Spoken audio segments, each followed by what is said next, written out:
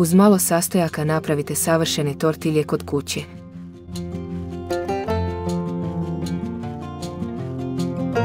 Sjedinite 280 g brašna, 1 kašičicu soli, 3 kašike ulja i 200 ml vode.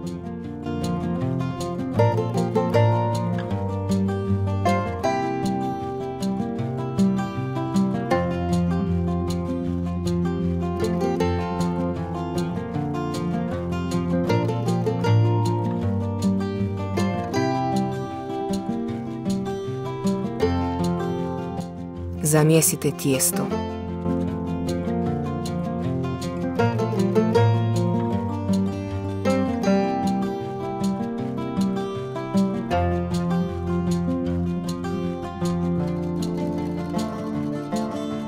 Napišite u komentar iz kojeg grada me gledate, voljela bih da znam.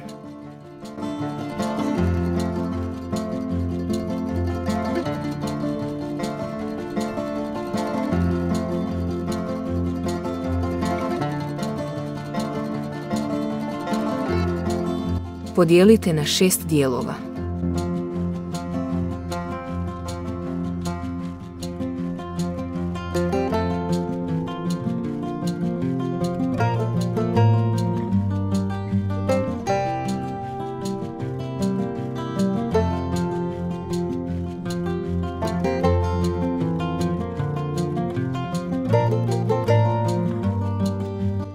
Svaki dio oblikujte u lopticu.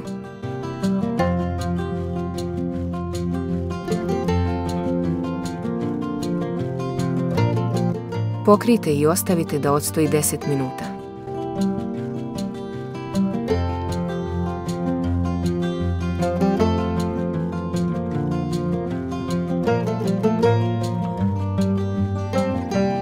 Zatim razvaljajte.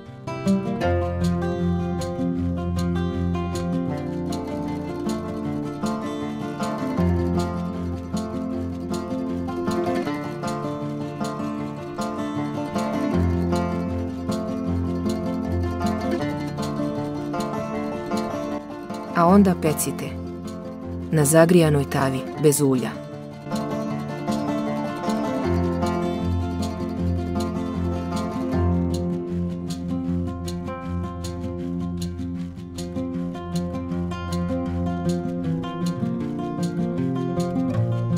Premažite maslacem.